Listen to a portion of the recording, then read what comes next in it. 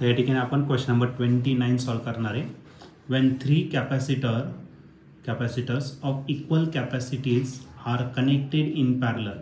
तर 3 कॅपॅसिटर दिलेले आहे आणि प्रत्येकाची कॅपॅसिटी इक्वल दिलेली आहे आणि ते कनेक्ट करायचे पॅरलल.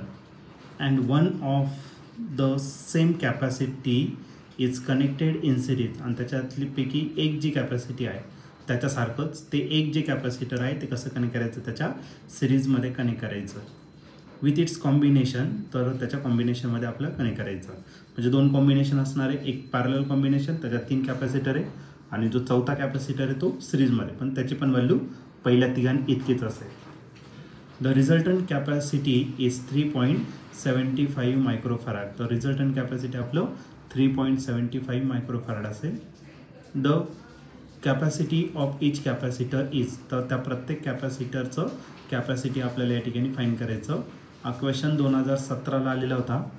याच्या 4 ऑप्शनपैकी पहिलं जे ऑप्शन आहे ए ते आहे 5 मायक्रोफॅरड, बी ऑप्शन आहे 6 मायक्रोफॅरड, सी ऑप्शन आहे 7 मायक्रोफॅरड आणि डी ऑप्शन आहे 8 मायक्रोफॅरड. तर या 4 ऑप्शनपैकी या क्वेश्चनचं करेक्ट आन्सर काय असणार आहे, चला ते याला सॉल्व करूया आणि मग डिसाईड करूया. तर या क्वेश्चनमध्ये आपल्याला 3 कॅपॅसिटर्स दिलेले आहे. तर प्रत्येकाची कॅपॅसिटी कशी आहे तर सेम दिलेली आहे. ओके, आणि तिन्ही कॅपॅसिटर आपल्याला कनेक्ट करायचं आहे पॅरललमध्ये आणि त्याच्यातला जो आणखीन एक कॅपॅसिटर आहे तो कनेक्ट करायचा आहे याच्या सिरीजमध्ये. मग आता आपण एक काम करू, डायग्राम काढू आणि मग नंतर आपण पुढचं डिस्कस करू. तर 3 कॅपॅसिटर आहे आणि तिन्ही कॅपॅसिटरची जी कॅपॅसिटी आहे ती कशी दिलेली आहे तर तुम्हाला इक्वल. हा फर्स्ट कॅपॅसिटर आहे, सी इतकं त्याचं कॅपॅसिटन्स असेल. या कॅपॅसिटरला आपल्याला दुसरा एक कॅपॅसिटर घ्यायचा, तो याला कसा कनेक्ट करायचा पॅरललमध्ये. ओके, दोघांची कॅपॅसिटी सेम आहे. आणखीन एक कॅपॅसिटर म्हणजे असे 3 कॅपॅसिटर जे आहे ते आपल्याला या ठिकाणी कसे कनेक्ट करायचं तर पॅरललमध्ये या ठिकाणी कनेक्ट करायचं. आणखीन एक तिसरा कॅपॅसिटर आहे त्याची कॅपॅसिटी यांच्या इतकीच आहे, तो याला कसा कनेक्ट करायचा तर सिरीजमध्ये या ठिकाणी आपल्याला कनेक्ट करायचा आहे. ओके, सिरीजमध्ये आपल्याला कनेक्ट करायचा आणि या सगळ्यांची जी कॅपॅसिटन्स आहे टोटल ए आणि बी या 2 पॉईंटच्या मध्ये capacitance between point A and B हा टोटल कॅपॅसिटन्स तुम्हाला दिलेला आहे 3.75 मायक्रोफॅरड इतकी. ओके, आणि आपल्याला विचारलं आहे तर प्रत्येक कॅपॅसिटरची कॅपॅसिटन्स किती असणार, या कॅपॅसिटरची या सगळ्यांपैकी एकाची. ओके, सगळ्यांची सारखीच आहे. तर कॅपॅसिटर हे जे 3 दिसत आहे हे कसे कनेक्ट केलेले आहे पॅरललमध्ये. Capacitors are connected in parallel.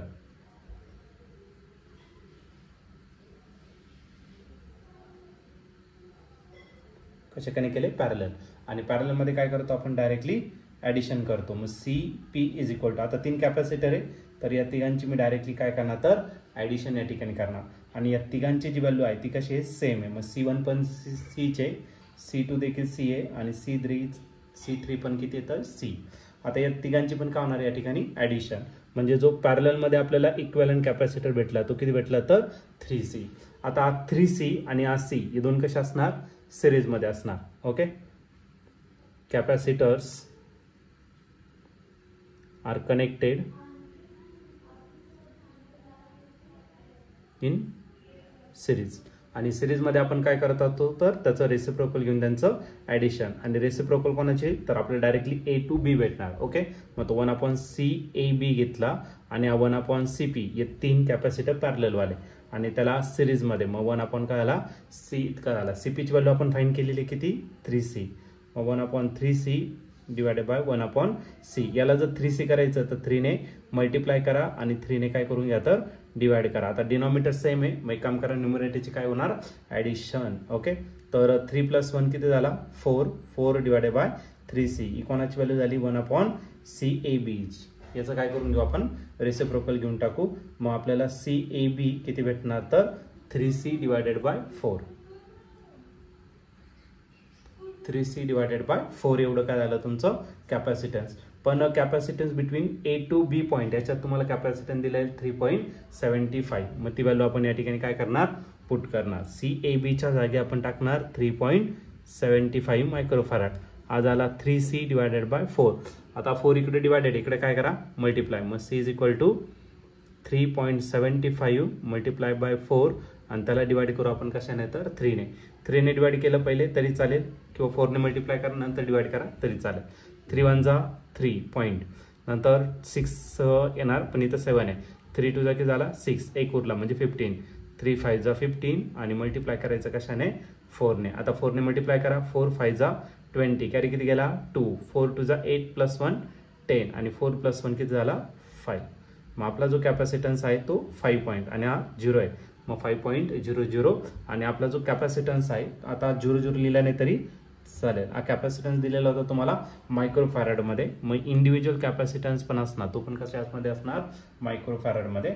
आणि या ठिकाणी ऑप्शन जर बघितलं तर ऑप्शन नंबर ए जो आहे तो या ठिकाणी आपला करेक्टली मॅच होतोय. मग या क्वेश्चनचं जे आन्सर असणार आहे ऑप्शन ए असेल आणि ऑप्शन ए म्हणजेच काय C = 5 मायक्रोफॅरड.